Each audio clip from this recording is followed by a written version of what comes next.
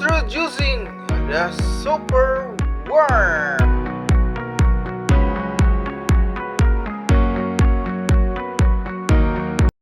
Hello everyone!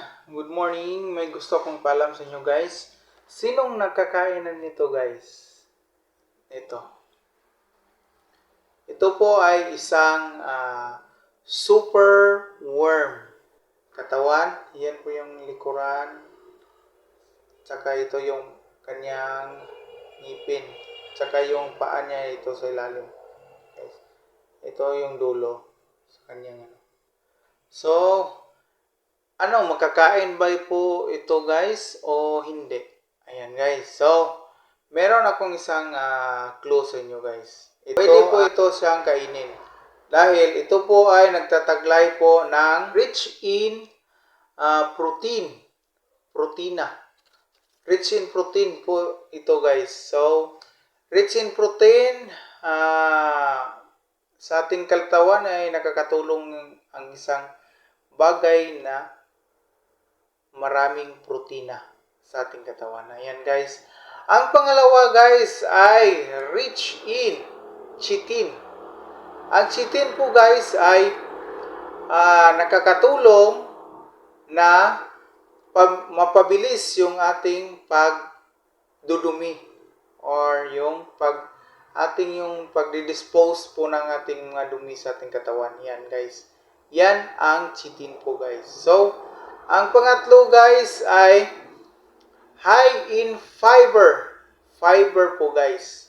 So, high in fiber po siya guys. Kasi, yan. Tingnan mo naman yung katawan niya guys. Yan. Yan yung katawan niya guys. Medyo makapal-kapal. Pero mataba siya guys. Masarap siyang kainin. Ayan guys. So next guys. Sino yung wala masyadong calcium dyan? So ito siya guys is rich in calcium. Good source of calcium po siya guys sa ating katawan. Ayan guys. So sino yung mga malilit lang yung calcium dyan? Pwede ito siya guys. Pwede sa ating katawan guys. Rich in calcium. Pwede natin gawing snacks. While watching TV, pwede natin gawing snacks guys. Yan. So, last one. Rich in fat. Mataba siya guys. So, matabang-mataba. Ito, matabang-mataba guys. And the important guys, ito siya. Ang important guys, decomposers that help break down organic matter.